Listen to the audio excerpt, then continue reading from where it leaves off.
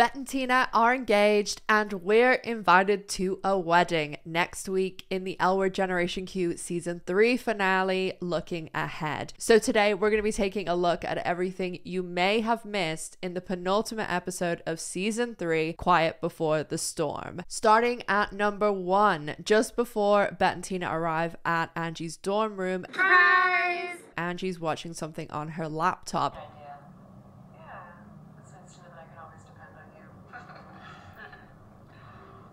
So much. I love you too. Fuck you. This is actually a movie called The Four-Faced Liar that showrunner Marja Lewis-Ryan wrote and starred in. Number 2, there is some more on-screen references in this episode, and Carrie and Misty at several times are watching Grey's Anatomy. How many times have you seen the show all the way through? Well, I don't really want to answer that question. Okay. All right. Let's just say a lot. And they actually talk a couple of times about some storylines that are happening. And even though they sound pretty convoluted for a doctor show, they have in fact happened on the show. Also, Grey's Anatomy starred Jessica Capshaw, who also played a lesbian on Grey's Anatomy, but she also starred in the L Word Generation Q and played Nadia, someone that Bette hooked up with in season 4.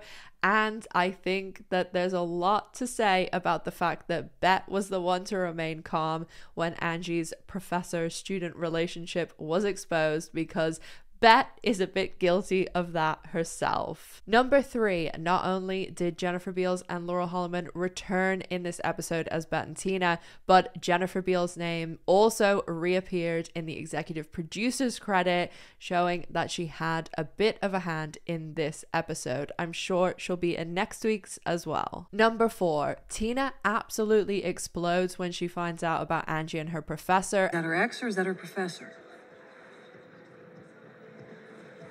Hey!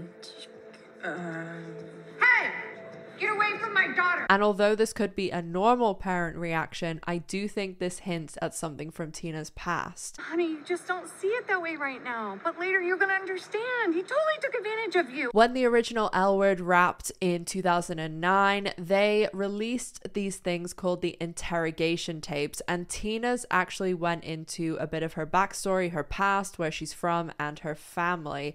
And some things that happened to her in her past may show why she had a very big reaction here. My father, during his first election campaign, had this old warhorse of a campaign manager. Anyway, Dottie would send him home every night with a poem, and then he would call her late, talk about what it meant. Well, when Mom stood around the corner and listened, then she told him it had to stop. And when it didn't, picked up the 3 of us and moved us to Atlanta, Georgia. I will say this particular volume of the L Word history book is probably left as an ignorance is bliss situation, because I sure wish I could erase this Eternal Sunshine of the Spotless Mind style. But if you do want to find out what happened in these interrogation tapes, you will be able to find them on YouTube. Number 5, it seems as though in this episode Tina was made aware of how Angie's roommate feels about her, as there was a tiny little moment of Tina registering it when Angie's roommate was watching Angie on stage.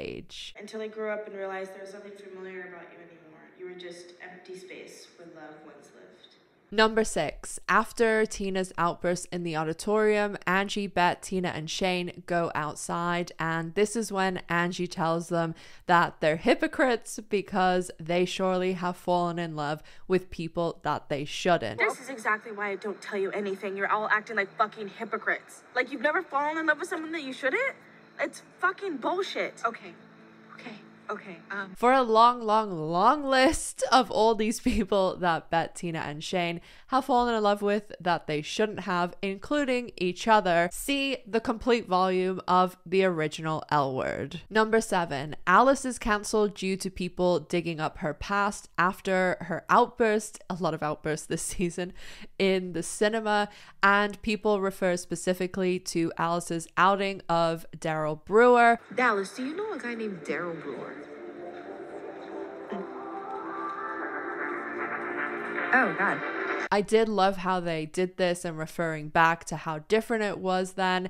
And also I thought it was particularly poignant that Leisha Haley delivered this, as she was the only cast member of the original show that was out when the show debuted. But they were actually referring to something that specifically happened in the original show, and we met the character of Daryl Brewer when Alice and Tasha, who also appeared in this episode, went to a party, and then Alice did actually in fact out him. Very, very special edition of Alice in Lesboland. I was invited to a party over the weekend. I met a fabulous, super nice, flaming homosexual man, Daryl Brewer. He's a big sports somebody, I don't know, plays a little b-ball. I don't like gay people, so I let it be known. All right, I'm letting it be known, Mr. Brewer, that you're a homo. But only after he made some extremely awful remarks regarding a teammate who had recently come out. Number 8. Foster's Freeze is actually a real place, and the location that Bette and Tina were at in this episode is on Fletcher Drive. They actually ended up getting a number 3, and I do have a hard time believing that Bette Porter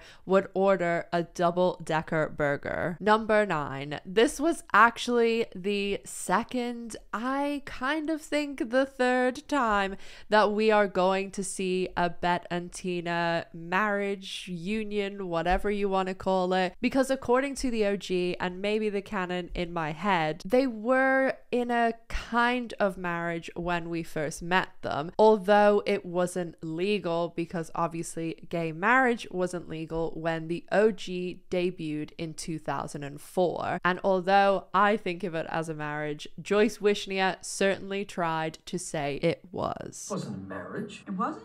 Well, let's see. We've got a house, cars, vacations, love, commitment, a promise to be true. I don't know about you, but that sounds like a marriage to me. Does that sound like a marriage to you? It was. What a long way we've come in the almost 20 years that Bette and Tina have been on our screens, and that's 20 years Showtime, not 15. And even though it's been 20 years they've been on our screen, they have actually been together for over 25 years, nearly 26 years that they've been together, because they got together in 1997. It's all about those little details, like the timeline, and like Bette and Tina ordering a Coke to share and then seeing each of them had a Coke.